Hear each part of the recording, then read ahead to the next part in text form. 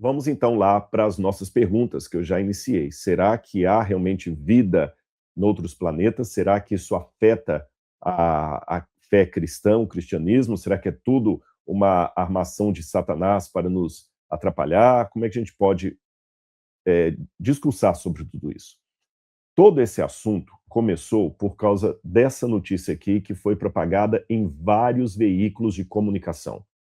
Donald Trump, presidente norte-americano, ordena que as agências federais identifiquem, ok, e liberem arquivos sobre objetos voadores não identificados e ETs, aliens. Essa notícia não é fake, isso é verdade. O governo americano, eu vou falar mais sobre isso para vocês daqui a pouquinho, ele realmente divulgou que ordenou a NASA começar a liberar em lotes, e está fazendo isso, vários arquivos, documentos, fotografias, gravações, depoimentos de pessoas que viram ou tiveram contato com objetos voadores não identificados ou mesmo aparentemente seres de outros planetas e tudo mais. Junto com essa notícia, começou a propagar, então, olha, o governo americano admitiu que existem OVNIs e a Casa Branca, porque o Trump mandou soltar. Aí outros já estão dando a sua contribuição. Na verdade, isso aqui é o diabo fazendo parecer que é Jesus, alguma coisa assim. Já colocaram uma identificação espiritual na coisa. Junto a essa matéria, veio outra notícia também, de que pelo menos 4 tipos de OVNIs já foram, de ETs, de aliens, já foram identificados.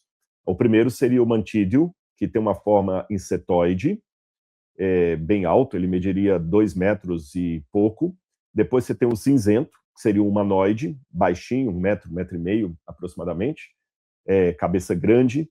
Você tem o reptiliano, esse é o mais assim misterioso, porque o reptiliano é tido como sendo uma espécie de espião do espaço na Terra, e que reptilianos estariam vivendo entre nós. Então, que a falecida Rainha Elizabeth seria um reptiliano, que Macron seria outro reptiliano, que Putin seria um reptiliano, e agora estão confirmando que várias pessoas apresentaram a informação de que seres de outros planetas são reptilianos. E tem o nórdico também, que é o mais bonito deles, loiro, né, de cabelo interessante, isso, bem ariano, né, bem raça ariana, que também seria uma outra forma humanoide de um ser de outro planeta.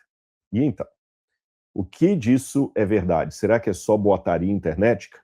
Eu fui a fundo, eu pesquisei, eu li matérias, eu li artigos acadêmicos e não acadêmicos, eu assisti vídeos para dar a você a melhor informação.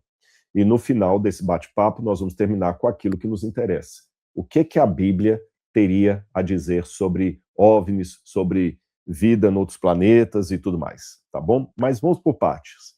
Vamos construir o nosso diálogo aqui, aos pouquinhos. A primeira coisa que eu quero chamar a atenção para introduzir esse tema é a fala de Carl Sagan. Quem viveu nos anos 80, 90, lembra da famosa série Cosmos, do astrônomo ou divulgador científico Carl Sagan, que também era ateu. Carl Sagan postou essa foto, eu me lembro, na época, postou, na verdade, colocou no seu documentário. Você está aqui. E coloca aquela seta apontando uma coisinha besta. Isso aqui é uma foto imaginária da Via Láctea. Ou seja, não somos nada nessa poeira cósmica. E Carl Sagan deu a notícia bombástica.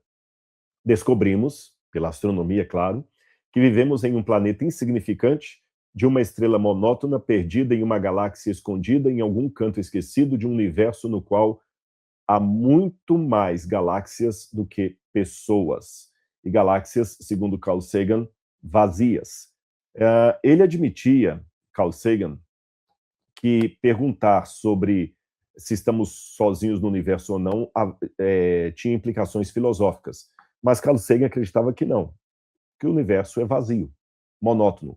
E pior, segundo as palavras dele, o universo é frio, o universo não está nem aí para você. Eu até me lembro, tomando essas palavras do Carl Sagan, de uns vídeos engraçados de humor que eu vi recentemente, de alguém falando, olha, o seu namoro não está dando certo porque ele é de Capricórnio, nascido no regente de não sei o quê, do tal, e você está com seu signo dominado na lua tal, que está entre a Terra e Marte.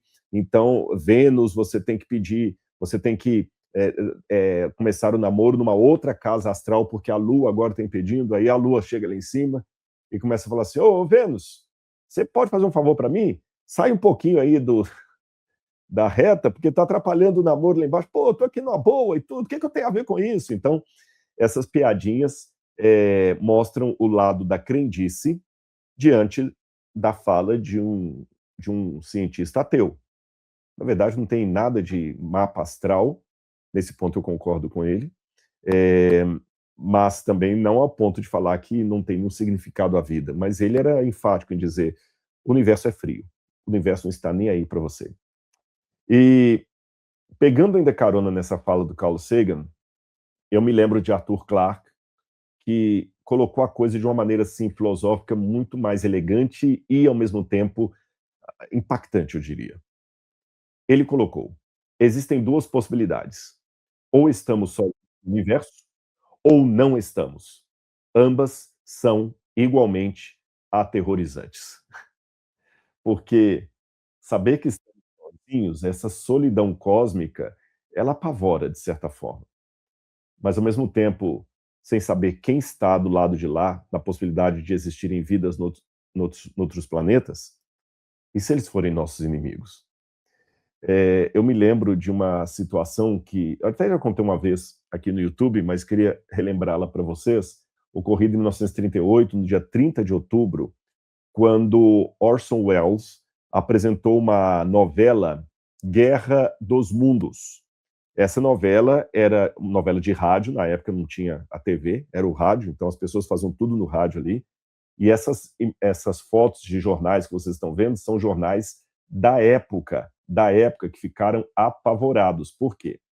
A novela de rádio era muito bem feita, e o Orson Welles, ele baseava essa novela no livro de H.G. Wells, de mesmo título, Guerra entre Mundos, onde H.G. Wells imaginava marcianos virem atacar a Terra.